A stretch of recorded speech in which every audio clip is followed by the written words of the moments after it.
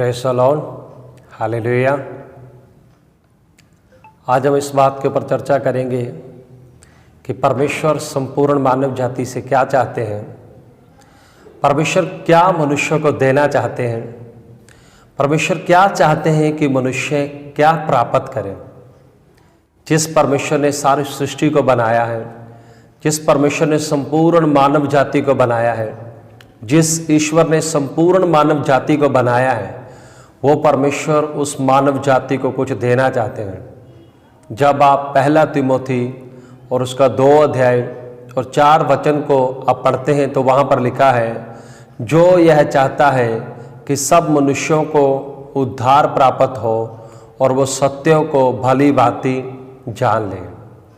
मेरे प्रियो, परमेश्वर चाहते हैं हर एक मनुष्य से कि वो उद्धार को प्राप्त करे। उद्धार एक व्यक्ति कैसे प्राप्त करता है?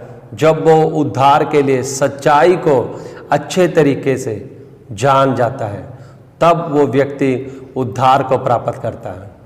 ये उद्धार जिसे लोग मोक्ष कहते हैं, जिसे लोग मुक्ति कहते हैं, ये क्या है असल में?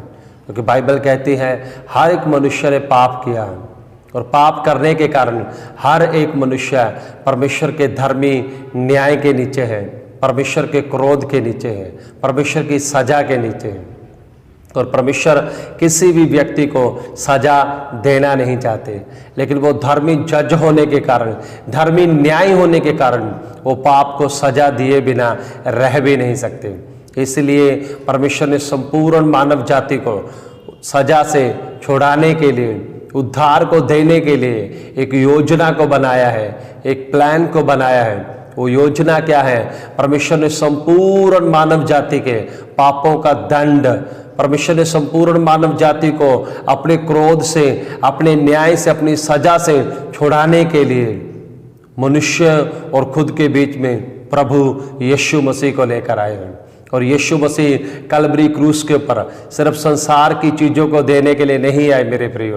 यीशु मसीह कलवरी क्रूस के ऊपर मनुष्य जाति को मोक्ष देने के लिए आए हैं। जिस मोक्ष के लिए, जिस मुक्ति के लिए, जिस उद्धार के लिए, परमेश्वर के दंड से, परमेश्वर के न्याय से बचने के लिए जो लोग भांति भांति के कर्मकांड, पूजा, सिमरन, कीर्तन, बलिदान, यात्राएं और स्नान और भेंटें दिन प्रतिदिन चढ़ाते जा रहे हैं और करते जा रहे हैं, लेकिन फिर भी वो अपने मोक्ष को, वो अपने उद्धार को वो प्राप्त नहीं कर पा रहे हैं।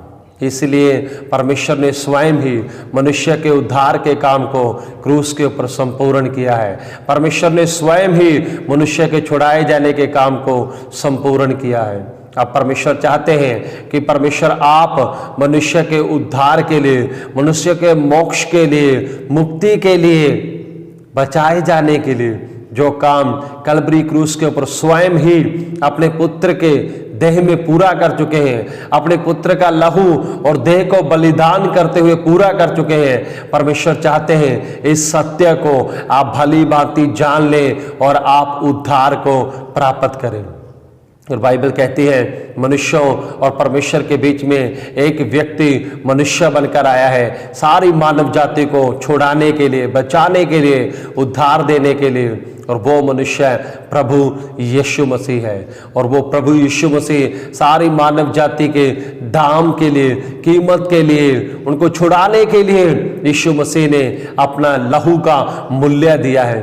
यीशु मसीह संपूर्ण मानव जाति के स्थान पर होकर परमेश्वर के सामने दंडित हुए हैं। यीशु मसीह संपूर्ण मानव जाति के बदले में कलवरी क्रूस के ऊपर आए हैं। आज मेरे पापों के बदले में, मेरे बचाए जाने के बदले में, मेरी सजा के बदले में, आपके बचाए जाने और सजा और छुड़ाए जाने के बदले में एक व्यक्ति आज से 2000 साल पहले कलवरी क्रूस के ऊपर आया है, वो प्रभु यीशु मसीह है। और पौलुस आगे 7 वचन में कहते हैं, वो इस प्रकार लिखते हैं, वह कहते हैं, मैं सत्य कहता हूं, झूठ नहीं बोलता, कि इसी उद्देश्य से मैं प्रचारक, प्रेरित और गैर यहूदियों के लिए विश्वास और सत्य का उपदेशक ठहराया गया हूं।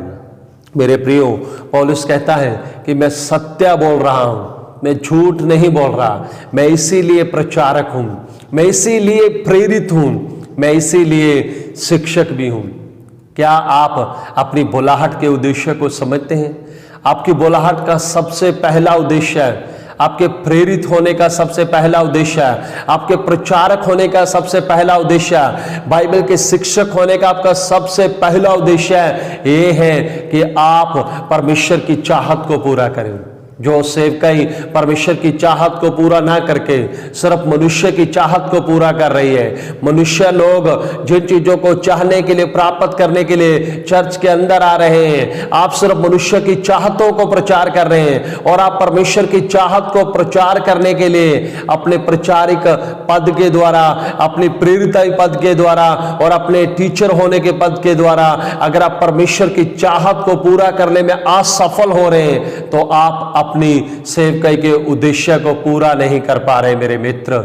इसलिए परमेश्वर ने सेवकाई आपके हाथों में इसलिए दी है कि आप उद्धार के संदेश को प्रचार करें, आप लोगों के छुड़ाए जाने के संदेश को प्रचार करें। लोगों को घरों की, पैसे की, प्रॉस्पेरिटी की और संपन्नता की ही जरूरत नहीं है। इन चीजों के पीछे तो अन्य जातियां भी हैं, लेकिन जब एक व्यक्ति कलीसिया के अंदर आता है तो परमेश्वर की सबसे पहली चाहत उस व्यक्ति के लिए यह है कि वो व्यक्ति उद्धार प्राप्त करे, वो व्यक्ति सजा से छुड़ाया जाए, वो व्यक्ति परमेश्वर के धर्मी क्रोध से बचाया जाए।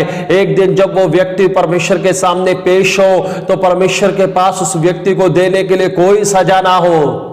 अगर एक व्यक्ति ने कलवरी क्रूस के सत्य उपदेश को सुना है, अगर आपने किसी व्यक्ति से झूठ नहीं कहा, अगर आपने किसी व्यक्ति से सत्य कहा है, सत्य क्या है कि परमेश्वर उन्हें उद्धार देना चाहते हैं। क्रूस के ऊपर यीशु मसीह उन्हें उद्धार देने के लिए बलिदान हुए हैं। क्रूस के ऊपर जो कार्य संपन्न हुआ है वो उनके छुड़ाए जाने का हुआ है, उनके बचाए जाने का हुआ है। परमेश्वर ने अपने पुत्र को सजा दी है ताकि संपूर्ण मानव जाति सजा से छोड़ाई जाए। यही क्रूस का संदेश है, यही आपकी सेवकाई का उद्देश्य है। जब आप परमेश्वर के सामने अपनी सेवकाई को करके जाएंगे तो क्या आप अपनी सेवकाई के उद्देश्य को पूरा करके उसके सामने अपने आप को खड़ा कर पाएंगे? इसलिए अपनी सेवकाई को क्रूस के प्रकाशन में करें, अपनी सेवकाई को उद्धार के संदेश की नींव को बनाते हुए करें।